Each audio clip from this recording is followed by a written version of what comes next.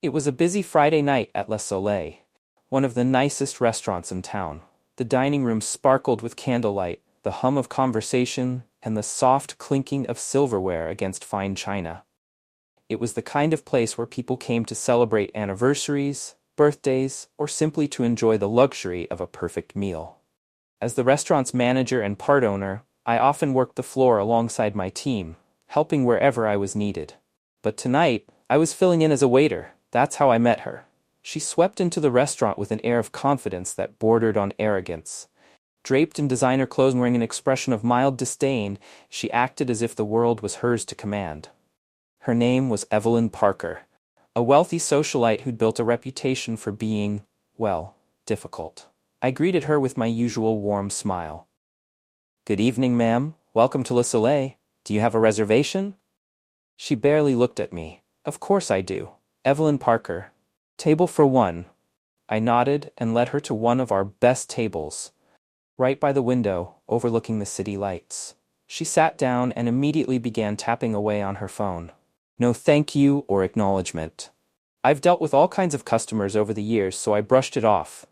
People come here to escape their lives, and sometimes that means they bring a bit of their stress with them. When I handed her the menu, she sighed dramatically. "Do you have anything that's gluten-free, sugar-free, and organic? And make sure it's not too salty." "Of course, ma'am. Our chef can customize many dishes to your preferences. May I recommend the seared salmon with seasonal vegetables?" She frowned as if the suggestion was beneath her. "Fine, but make sure it's cooked properly. I can't stand undercooked fish." "Absolutely, I'll make sure it's prepared to your liking." The evening continued much the same way. Evelyn's requests were endless, and her tone remained dismissive. When her water glass was half empty, she snapped her fingers for a refill. When her salmon arrived, she inspected it as if she were a food critic, then sent it back, claiming it wasn't hot enough. My team and I remained patient and accommodating, but it was clear she thought of us as little more than servants.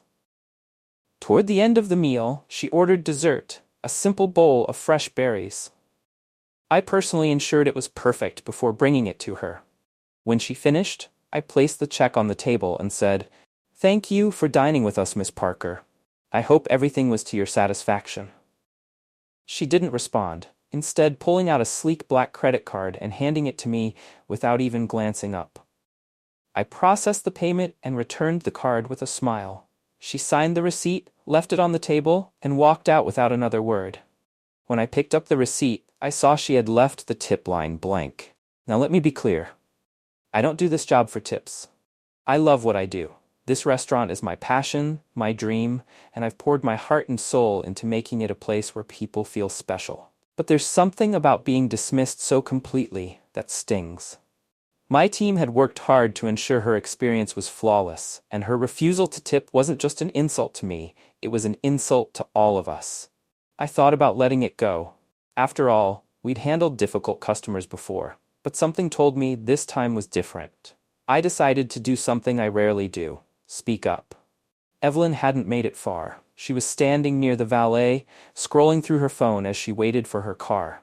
I approached her carefully, not wanting to cause a scene.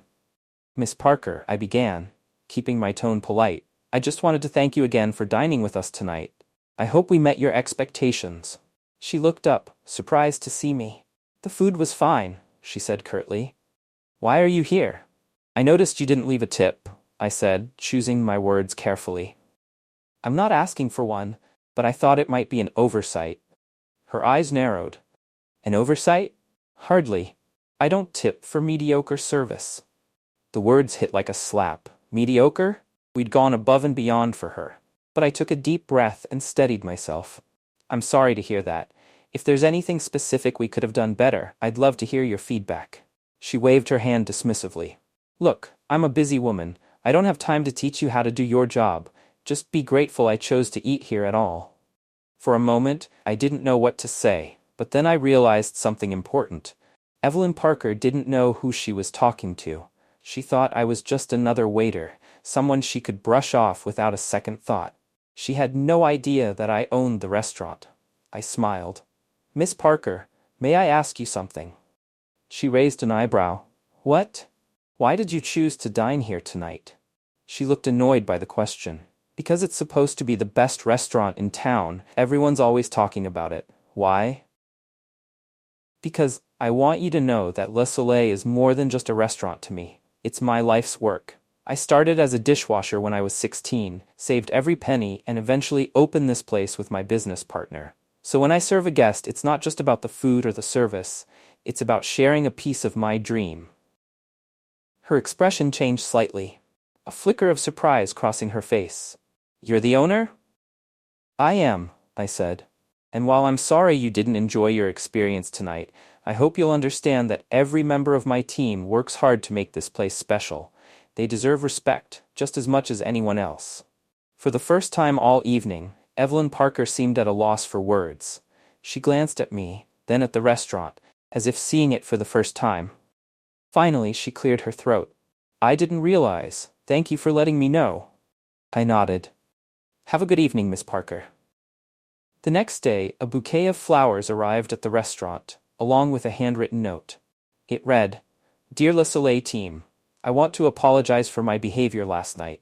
I was rude and dismissive, and I failed to see the effort and care you put into your work. Please accept this as a token of my gratitude for all that you do. With sincerity, Evelyn Parker. Enclosed with the note was a check for $1,000 addressed to the staff. I gathered my team and shared the note with them. It wasn't about the money. Though the gesture was appreciated, it was about the recognition, the acknowledgement of their hard work. For Evelyn Parker, it seemed the experience had been a lesson in humility. And for us, it was a reminder that sometimes even the most difficult people have the capacity to change. That night, as the restaurant buzzed with life and laughter, I looked around and felt a deep sense of pride. Le Soleil wasn't just a restaurant. It was a place where people came together, where moments were shared, and where occasionally, hearts were softened.